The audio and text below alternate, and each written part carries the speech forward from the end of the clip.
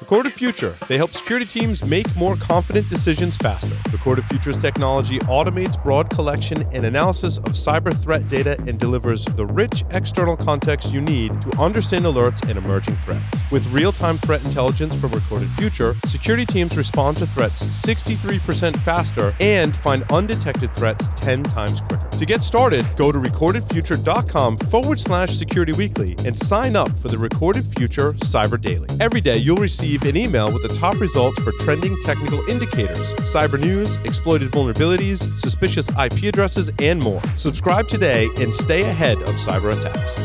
The average time between being hacked and realizing you've been hacked is 1 year. Can you afford to let an intruder roam your network for that long? Can your company weather the fallout when this comes to light? Black Hills Information Security can find the bad guys in your network and train you to do it yourself. Email consulting@blackhillsinfosec.com to find out how a hunt teaming engagement can help you find a persistent threat in your network.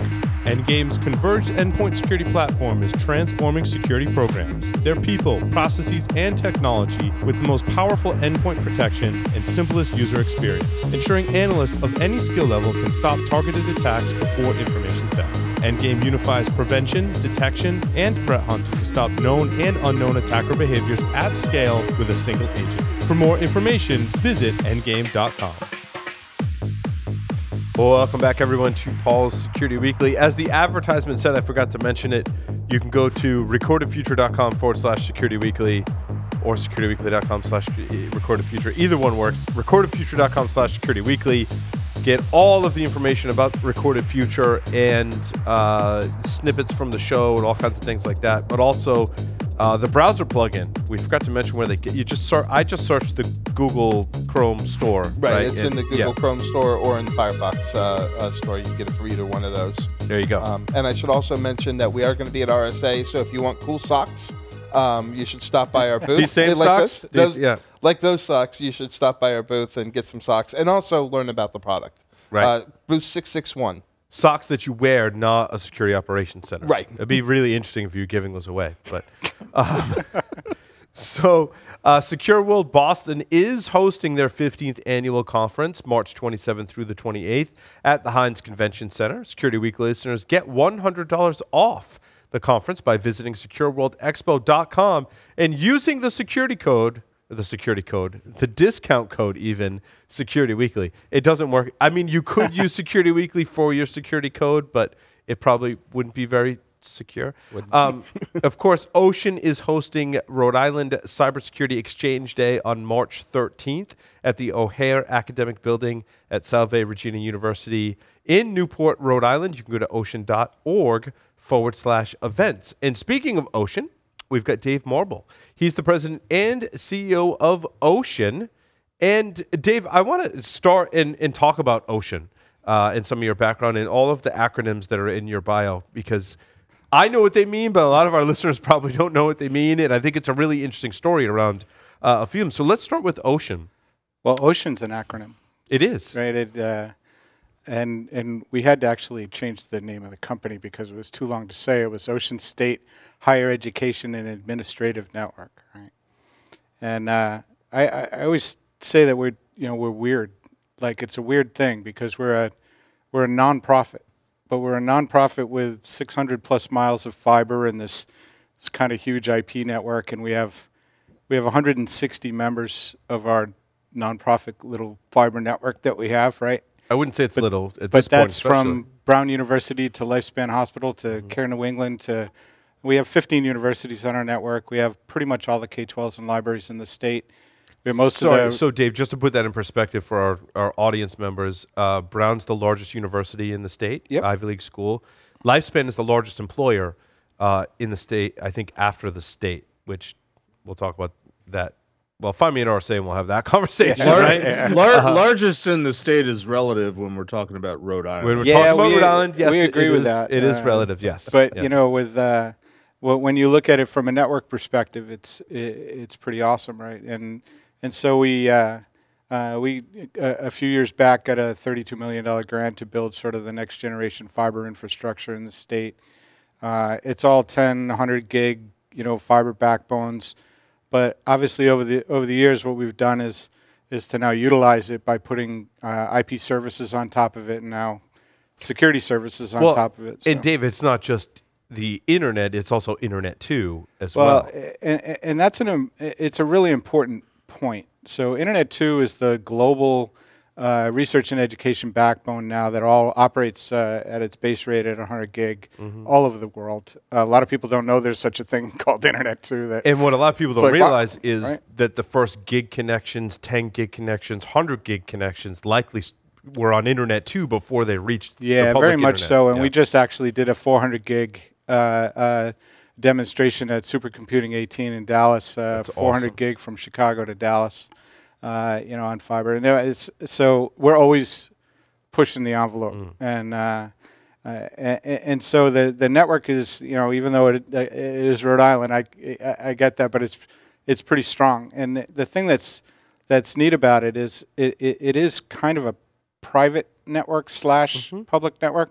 So where we go to an ISP, that's a we have a couple of bulk ISPs that we'll peer with, but back in the day, actually, when you were there and that kind of thing, that was probably, 80% of our traffic would go to those bulk ISPs and go out. Now that represents maybe 30% of our traffic. That's awesome. All of our networks, and this has a huge security implication, is content routed, right? So it's purpose routed to the destination. So when I've got classrooms that are doing Google for Education, I peer directly with Google. I don't go to the ISP to route that traffic. And again, that's become 70+% of our network traffic, right? That's awesome. So, and we like to say the best place to watch a Netflix movie is on an OSHEAN network because we're peered directly. We have actually Netflix caches sitting right on our servers in Providence, and then it streams great, right?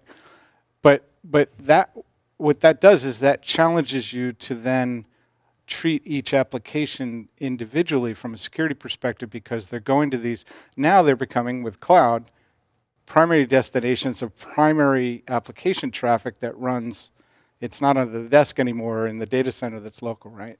Right. And so we have to figure out how to secure all those routes, understand all those routes, understand what that traffic really looks like. And it's really changed our almost everything we do and how I like to think of OSHEAN, I think if I had to verbalize it today, it would be an ISP with benefits, right? It's not like and I think people think of their relationship with their ISP, right? If you work for an enterprise or your home user, right? Your relationship with your ISP is kind of, it's very frivolous, right? It's like you could change it anytime, and they're just the pipe out to the internet. You go with who's cheapest. You might upgrade. In the home case, they're providing television too, and phone, and all this stuff. With OSHEAN, it's much more of a relationship, more of a consortium where everyone's working together. It is, and it changes even when I go to my board meeting. Right? When I go to my board meeting, they're not asking me how much I'm increasing my revenue. It's the opposite. They're like, what are we doing to put more in for the same amount of money or less, because their budgets are under constraint, and I'm trying to be an extension of our member institutions, right? So when we come up with a service, the right thing to do is to have the members get around the table and say, what do we want to create together? And so the first thing we did in a security perspective was, okay, we've got this massive network that goes all over the place. How do we secure it or protect it against denial of service attacks, right? It was in our swim lanes. It's kind of network-centric in terms of how it operates and that kind of thing. And so we worked actually for a year and a half trying to figure out the best way to do this. And I always say this market that we're in, that we're talking about right now, is like the most confusing thing. I've been in this business for 36 years, and I've never been more confused than I am now. I'm just like, right? But so we went. Don't worry, Dave. We are too. We have to track the industry, and Matt and I are like, try wait, not to tell. What does that vendor do compared to the other vendors? What category are they in? Yeah, we're right there. Is that category APT? Yeah. But in this respect, we had to turn around and say, so do we build the infrastructure? We went to the Arbors and the Radwares and the guys that build machines that do this kind of stuff, and we said, we're never going to keep up with that traffic, right? Not building it ourselves. So then we said, well, let's look at the service provider things, right? And you can go to the carriers like a Verizon, things like that, and they have services. But then I'm like beholden to the Verizon ISP model, and no, that wasn't right? So So we went to Akamai, and Akamai, with their Prolexis application, said, was building scrubbing centers. They were volumetric. They had this massive DNS visibility right? And Akamai's always been a partner of OSHEAN. I can remember Akamai having racks and Brown's and we use them for their CDN product, right? Mm-hmm. We have CDN, right? So they've always been on our service. So they were a good company to work with. And so when we did the analysis, we were like, we really like their scrubbing centers, but we don't necessarily like their analytics on the front end. Mm-hmm. And so because we're who we are and we've got some good engineers and this kind of stuff, we said, let's cut it in half. Let's use them for scrubbing centers, and let's look at the analytics front end that's going to recognize the attack in the first place. And so we went to a company called Kentic, and I don't know if you've looked at Kentic, but at the highest level, Kentic started by doing great signature recognition of denial of service attacks. But what they built over time was just a fantastic layer 4 application engine that can view all the traffic and tell you how much Facebook you're using and whether it's a UDP attack, right? All at the same, in the same time. So we said we can get a lot more benefit, from going with that analytics front end. And then we, like you guys said, what's the workflow, right? And so we turned around and said, we want to build an automated service chaining, for this, so that when Kentic recognizes the attack, we stitch it to our ASR Cisco backbone, and we reroute to the scrubbing centers from Akamai, which then returns the clean traffic. And then I don't have to call the member and say, oh, by the way, you're being attacked, like the guy in the bank commercial that says, oh, I'm just a monitor, and the bank's being robbed. Yeah, we don't want to do that, right? So we've now built this automated, structure for denial of service attacks for all the members, and they get emails from us saying you were attacked this morning. But what I love about the model, and using that as an example, is that if every single OSHEAN member, so all the K through 12 schools and universities, if they said, I want to go buy distributed denial of service protection, right? They're spending time and resources just doing the research, right? Then they're in with all these they're choosing different vendors, and when they come together, there's no common vendor or conversation. What I love about OSHEAN, when I loved working there, is that it was solving a problem not just for one organization, similar to Security Weekly mission, right? But solving it for all of the members. So they may pay money to OSHEAN to get internet services and all these additional services, but it's so much greater value and benefit because now everyone who's connected to OSHEAN gets this great service. Get it. And the truth is, the K-12s and the libraries and all that, they never would have been able to afford this stuff. Yeah. And can I throw in a? Yeah, go ahead, Joe. No, you're taking me back. I mean, Paul and I have quite a similar background, actually. I spent a lot of time in the University of North Carolina system, and I worked with the regional ISP and a lot of technical advisory boards here, which is MCNC. You're probably familiar with them. Gene Davis and Mark Johnson and that whole crew. I know them very, very well. Old pals. They're actually friends of mine from years ago, and it's even bigger scale. But what strikes me about the regional providers like yourselves is you have nearly the impossible mission, because when you're dealing in the K through 12 space, you have end systems that and networks that just don't have virtually any capability, versus when you're dealing with a high-end university, in the case of North Carolina, there's 16 of them. Sure. You're dealing with a system that has lots of capability, and so the diversity of what you're working with is just all over the map. And so, being a part of those regional efforts to improve services or make those choices, and I've been a part of them. Mark Johnson, I spent many a time talking to him. It's a really, really interesting process. So you're bringing back a lot of memories. Well, now Mark's back at UNC. Actually, I saw him last 2 weeks ago, and again, I'm proud of the 160 members we got in Rhode Island. The California ran research network has 12,000 members, right? And when you talk about the diversity, what's happening is if I look at the research data and the research traffic. So what was happening, especially in the Northeast, is the Browns or the Harvards and MITs and those, they were very siloed because they had a lot of money, and so they could build HPC systems, and they could build. They can't keep up anymore, right? So they're getting individual file sizes for the high energy physicist at Brown, a single file from the CERN super collider, is a petabyte, and they got to get it from Chicago, right? So the networks now are completely different. So we're building now, as part of our R&E network, a science DMZ, right? That is oriented towards 100 gig to the application, right? For things like genomics research that hits a database that nobody individually could store themselves, and building these specialized data transfer nodes that have the light touch firewall functions embedded so that we're getting the kinds of throughput. So we're building an extraordinary science research network within our R&E community right now. And it's extraordinary work. So the diversity is absolutely right. It's not just having the people. There's 300 plus people in IT at Brown, right? And there's like one at St. Rose of Lemus down the street. Exactly. Now, it's not just universities that qualify for OSHEAN. It's any nonprofit in the state. Yeah, and so that includes the state itself. And it's Rhode Island, guys. We can drive across it in 45 minutes. But I run 12 individual networks for the state, and they don't kind of know. Like, they know, but they don't really know, and they don't really care that I'm running the agency right here. But we treat them as, like you say, as a collective. We can normalize their functions. We can normalize the kinds of things that they do, and we can secure them the way that they need to be secured. Now, when you leave OSHAN's network to get to Chicago or Boston or wherever, right? Are you traversing the ISPs, or do you have more direct connections into those? So you can stay. This is really cool, is that you can stay in the R&E community. So if I wanted to get to MCNC in North Carolina, I could, and we've actually done this. We did it for Johnson & Wales, for example, right? Johnson & Wales. They have a campus in Johnson & Wales was doing an MPLS like AT&T service and paying through the nose.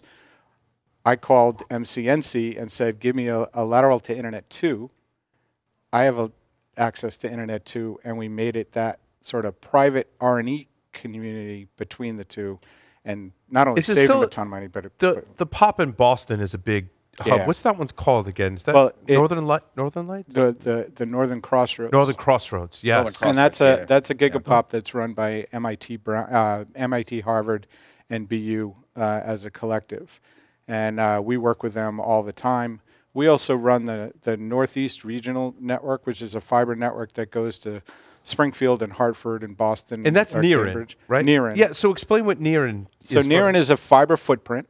OSHAN's engineers actually run it on behalf of the 7 states, so New York and New England. And we now just lit Manhattan and Albany. So we have a triangle going, Manhattan, Albany. So to your point, what you try to do is you try to get to these POPs, that are either like carrier hotels, but now they're becoming content distribution hotels, right? So Apple builds their own CDN, and so when you're doing an Apple update, you don't want it to go over the ISP link. You want it to go on a peering point with Apple. Well, Apple's got a spot in 32A of A in Manhattan.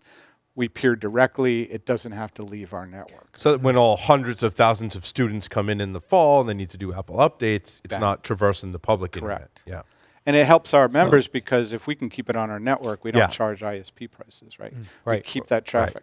The other thing we do is like for Johnson & Wales, who's an urban campus, is we kind of run their campus LAN as a WAN. Like we connect all the buildings in Providence and the culinary campus down on the on the water, and we connect that all together with ocean traffic. So we do a lot of site to site VPLS connections for everybody too. So and it was so much better to use OSHAN because the few sites that we had at Brown where there wasn't fiber and it was going over a commercial internet was a huge pain in the butt because there was firewalls on either side, there was VPNs and all this stuff, and you might still do that, but the connections were so much better.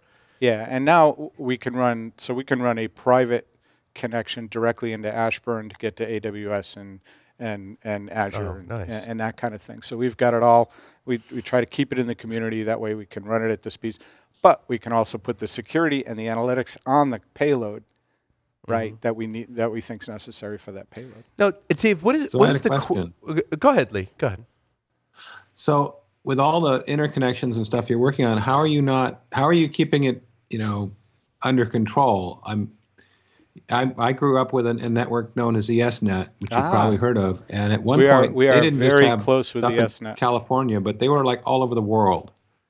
And then they pulled back because it got hard to scale that. Are you finding you're able to not wind up being so big you can't take care of things, or is there a happy medium? Or? They've scaled it since. Go ahead. Inder Munga, who is the CEO of ESNet, which is the Energy Sciences Network for DOE, that is an extraordinary network, and actually became the footprint from an architecture perspective for the next generation science DMZ that I referred to earlier. And to answer your question is that we are, as OSHEAN, we are regionally bound, right? So there's a regional network in Connecticut, there's one in New York, and NigerNet's in New York, and we don't go out of our lanes. So from a regional perspective, we keep it, within our footprint, and then we collaborate and peer with the other regions, and we use Internet 2 to connect us all together so that and now when we get to like segment routing and things like that, we'll be even better at doing these kinds of things. But that's how we don't just become unwieldy as OSHAN, right? And how we keep these things together. It just, one of the cultural things was working at OSHAN was I love the collaboration because you were very much a partner to your members, almost an extension of their team. But anyone else that you peered with or worked with, you were also an extension, like they were an extension of our team as well. Yeah. And it was just collaboration in both ways. So we're always at a meeting somewhere or meeting with someone else or hosting meetings, and that was one of the great things. It's really stunning to me. It's really stunning to me how much Paul and I have parallel backgrounds. Right? Is that stunning in a frightening way? Frightening way. It is. It's frightening. I spent a lot of time in university, and I spent a lot of time not working for, but directly being technical advisory to MCNC. So, we have very, very similar backgrounds. And I agree with that statement. The collaboration and the ability to, be able to impact large groups of people's lives in the nonprofit space was really kind of fun. And I think where Dave was going, when it came to security, it was very much a collaborative Well, it was. And Cybersecurity Exchange Day, which we're going to have in a couple of weeks, right, actually grew out of a collaboration between OSHAN and Bryant. And so we've been having these events over the years, and it was the first time I had ever seen, a couple of years back, it was the first time I had ever seen the dark web, right? Before they took Alphabet down, there was a VP of security from IBM as one of our speakers, and he took us on a tour of Alphabet, and it was like frightening, right? But the cybersecurity is an example. The Security Exchange Day that we're doing is an example of that collaboration. So we'll see that in a couple of weeks. And the other thing that is that they do get real meaty in the collaboration. So when you get into the more working groups and you get that kind of it's real tangible collaboration. We're bubbling up and we're building. We talked about dashboards earlier. We're building dashboards and what to bubble up in dashboards, and the whole community is like they're migrating to use Grafana because they love the way that Grafana works, and its sort of community is sort of generate, and we're trading APIs and adapters from each other. It's a great community. Yeah, that was one thing. When you found a technology that worked in that setting and it was adopted, there was a ton of collaboration that happened. Bad news travels fast. Yeah, exactly. Oh yeah. Can I throw in another question? How are you finding? So one of the things really interesting to me is that OSHAN is overlaying security services, which I think, from my memory anyway, and working with research and educational networks, which I did quite a lot, was not a thing, at least in 2012. Nope. It's been a while for me. So are you seeing that other research and educational networks that are of larger scale, such as the one I was involved with, are also adopting that model of overlaying security services? And the second question is, of the diversity of subscribers you have, who are the buyers of those security services? Who's jumping in? Is it the larger guys, the smaller guys, or all over the map? So the answer to your question is yes. So all of the R&D community all over the country, we're together in a thing called the Quilt. So it's sort of the overarching. And I just got back last week. I was in lovely San Diego, for the quilt meetings, and so we were detailing in each region who's doing what in security. And so if you wanted to look at one, so no, the quilt is the meetings of the oceans in all of the different regions of all the regions, right? And if you wanted to look at an example, look at the one in Michigan called Merit.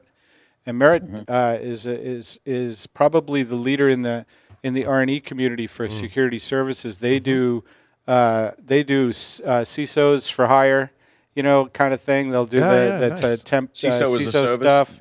Yeah. They do. They run a cyber range, the Michigan cyber range, and so the answer is yes. We're doing a lot more of that stuff.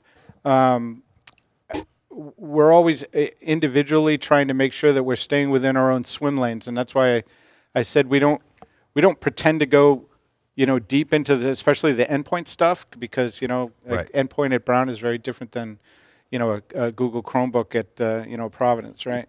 But we do the things that make sense, and there's also us getting involved in large buying collaboratives, so we can do things like buy Cisco Umbrella or Akamai's EPT and those kinds of things, and we can implement them, and then we can also do things in our dashboards to bubble up APIs and those kinds of things.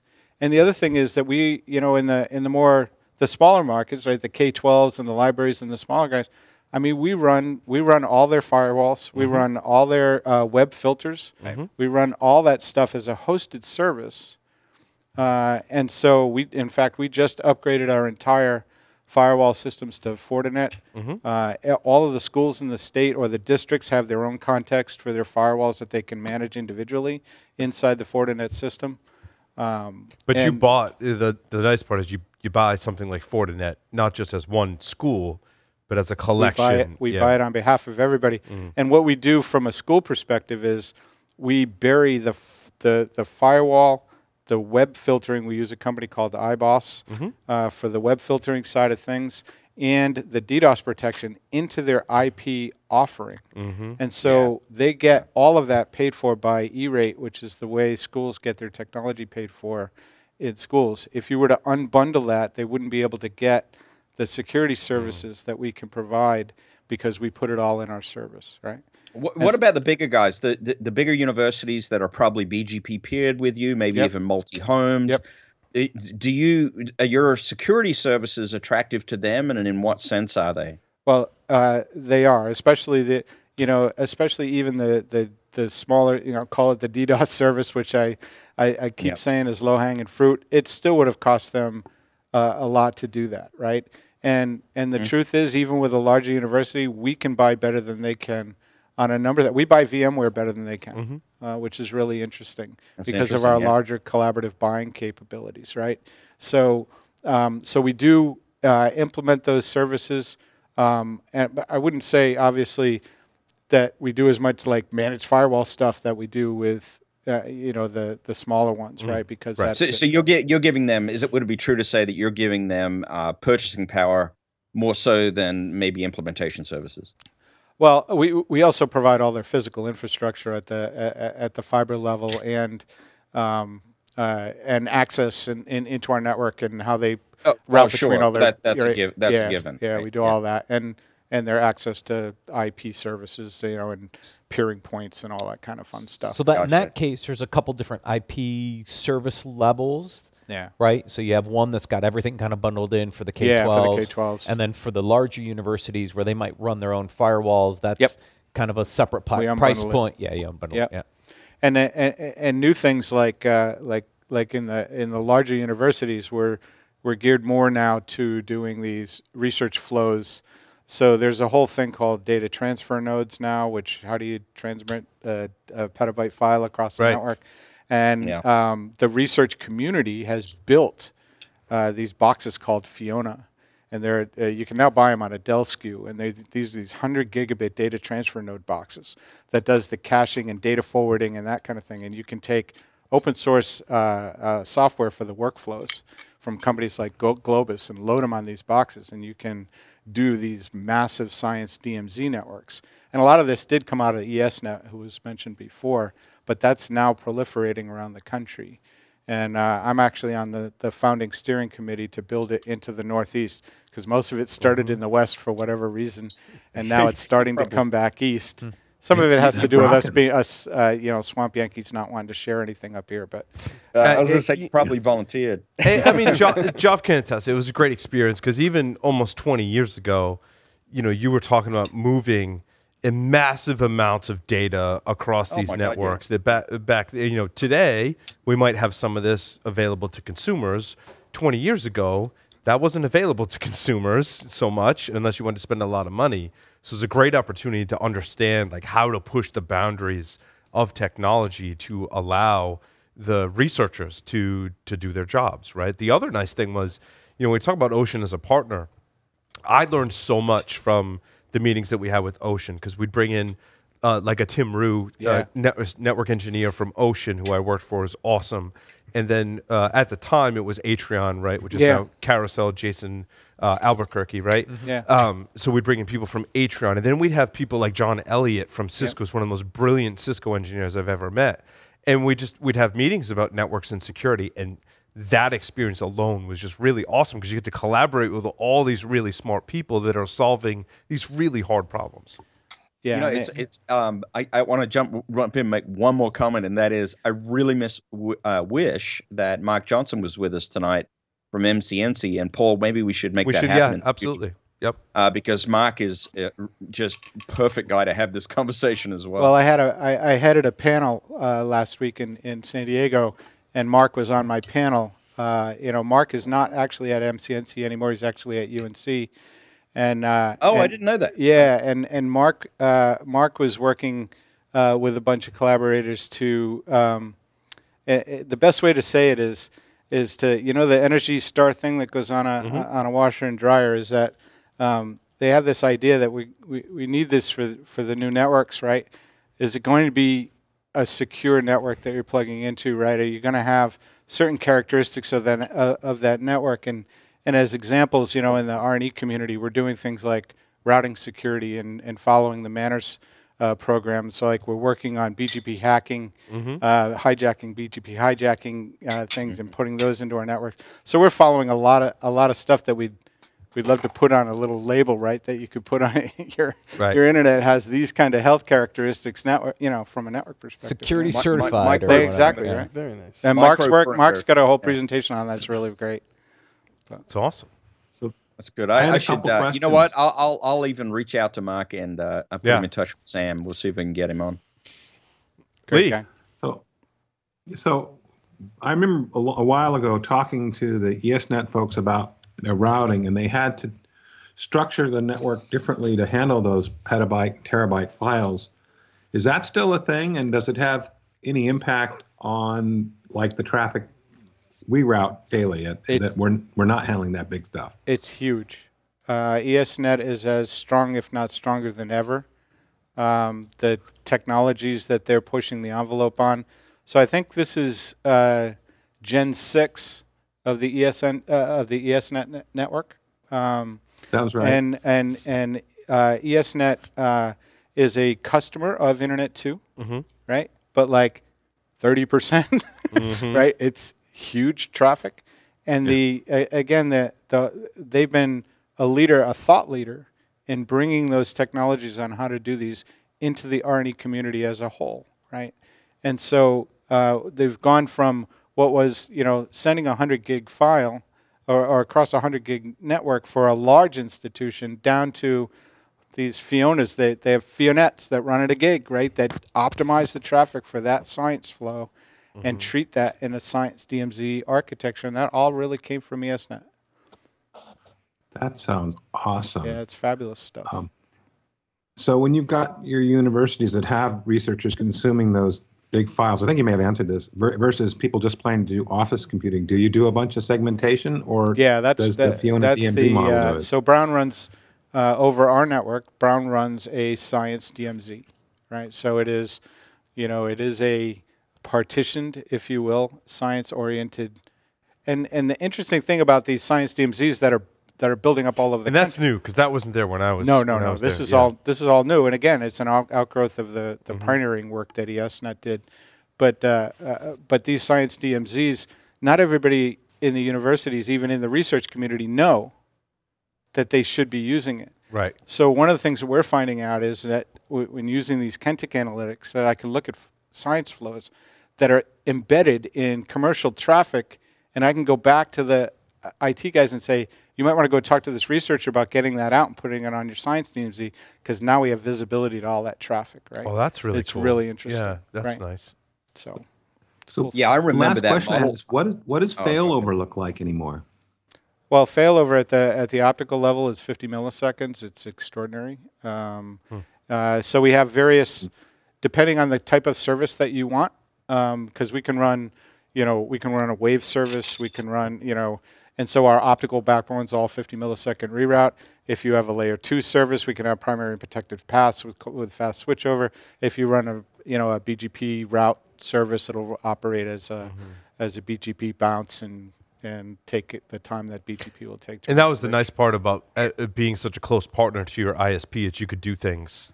Yeah. You could come up with ideas and be like, all right, this is what we want to do. Like, logistically, can we make this happen? And then sometimes you'd be like, yeah, we have that, or it would be months or a year project, but we'd get there eventually. And think from a security perspective, and just think about, okay, now I'm going to put this application at Azure, right?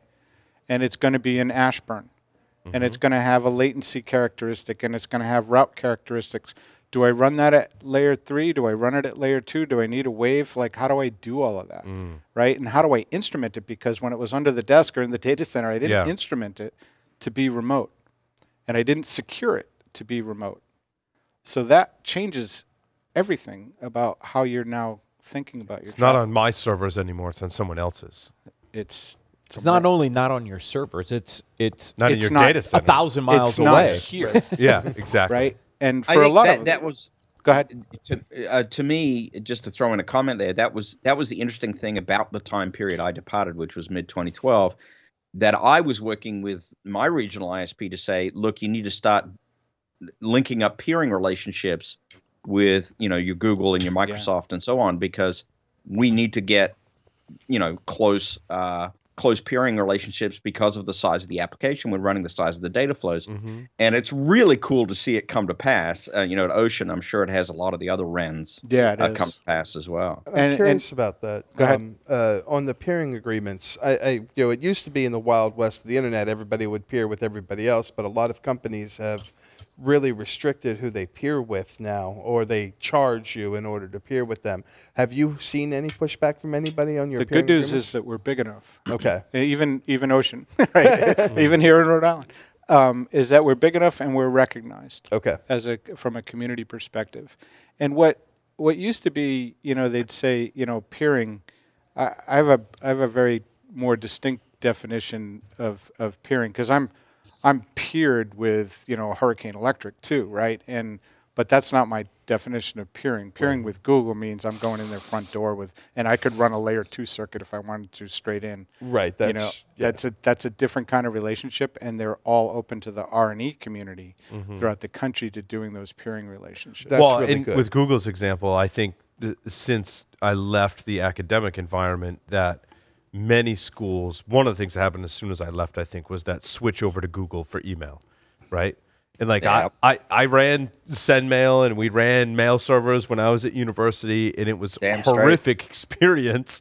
And Google came along, and I think that really pushed along that technology. Now that brings forth a lot of interesting peering agreements, because we're bringing a lot of traffic. Now my mail server is not local; it's somewhere off on the internet, right? So that's one thing. And then the security behind all of that. Well, and then add the real fun part, which is like Providence just deployed 20,000 Chromebooks, right?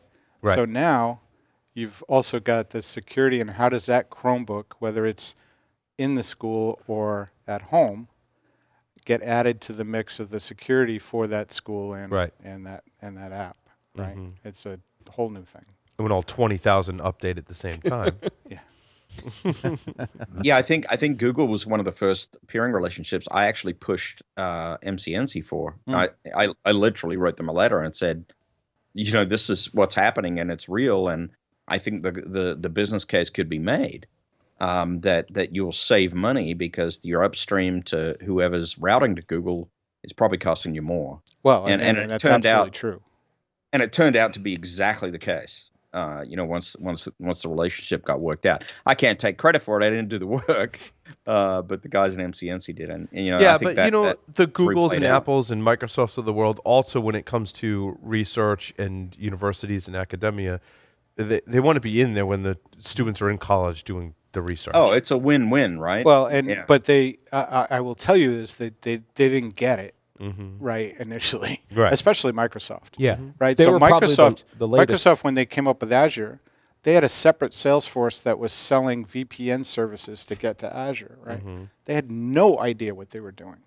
Right, no idea about the real nuances of how to actually do that work. Right, and so over time they've saw, and now they're totally open to what we're doing. But you want the students using Microsoft technologies, you want to get them early. Yeah, the same Absolutely. that Apple No question did about and it. Google and everybody else did, right? I think Apple and Google were probably a little more ahead of the curve. Way ahead of the but curve. But Apple Microsoft's especially. completely changed. They've come a long way. Not only just in Dave's education, point, right? but yeah. in just the whole cloud and Azure and everything that goes along with it. I mean, they've made the shift, and now you're seeing that adoption start to pick up. Well, and I would say as little as 2 years ago, even the AWSs and the Googles and Microsofts and the big cloud pushes were not talking about the network issue, right? They weren't talking about it. They say, even in their pricing model, say, oh, you got a CPU and you've got, storage and that's it. And then we're like, and now, if you see a presentation about migrations from our community, they're all talking about, network, how do you get there, how do you peer, what's the latency, what's the application. Now if I go up to Brown, we talk about what their migration is to this cloud. They talk about one application at a time, right? And it's not just cloud first. And no, it's different. So. More questions for Dave? Anyone? I've asked plenty, I think. Yeah. Well, we lived a lot of that, Joff, for sure. We sure did. It's fun. It's fun stuff. It's certainly. Oh, so tell us a little bit about the security event before we close out. So Mark is here from my company in the back here. He's probably going to take a chuckle as I pushed real hard to make it interactive. Right? I like the talking heads, and that's cool, right? And we do have a couple of them to obviously kick us off and do that kind of stuff. But I really wanted the ability to see this stuff in action, right? So a good part of the day will be red team, blue team exercises and capture the flag and, and those kinds of gaming environments and real hard, or available demonstrations and hands-on, there's going to be PCs everywhere. But people are going to be playing games and actually working this stuff, and that's new for us. So I hope it all goes well, and I think it will. But that adds a real interesting flavor to the. And it's already, I hope there's some more from this, but we're already probably up to a couple hundred people for the day, which is great. It's a great setting.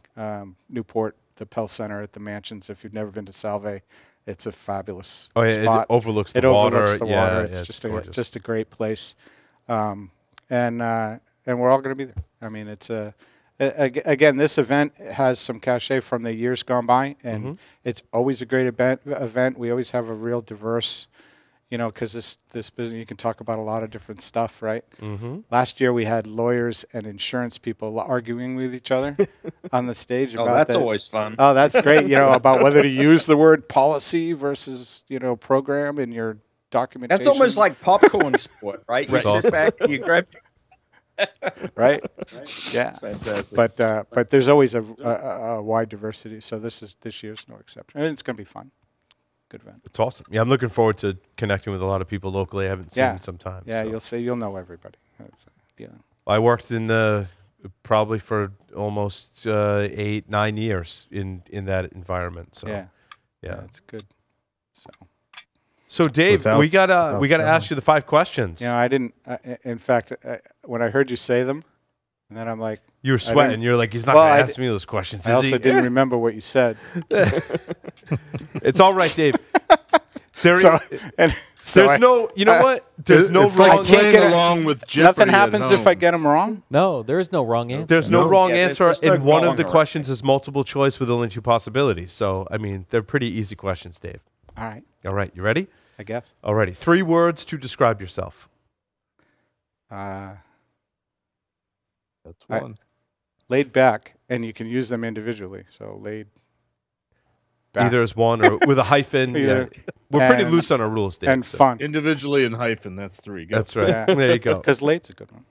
If you were a serial killer, what would be your weapon of choice? Katana. If you wrote a book about yourself, what would the title be? Stress. Why? In the popular game of Ask Grabby Grabby, do you prefer to go first or second? I never go first. I don't know. It's just me. I don't go first. It's just like A lot of people like to see how it plays out It's first. like, I don't yeah, blame you. it's- I don't blame you. just sort of look. Choose 2 celebrities to be your parents. Alive, dead, fictional, or otherwise. Good job, Cal. Yeah. Isaac Asimov and Halle Berry. There you go. Ooh, I like that. Like I Halle like- Berry from Swordfish. All right. Yeah. I'll let that mental image kind of. There you go. Dave, thank you so much for coming here in studio. I hope that everyone's going to stick around for the final segment. We got a lot to talk about. We need as much help as we can get to facilitate the discussion. So with that, we will take a short break.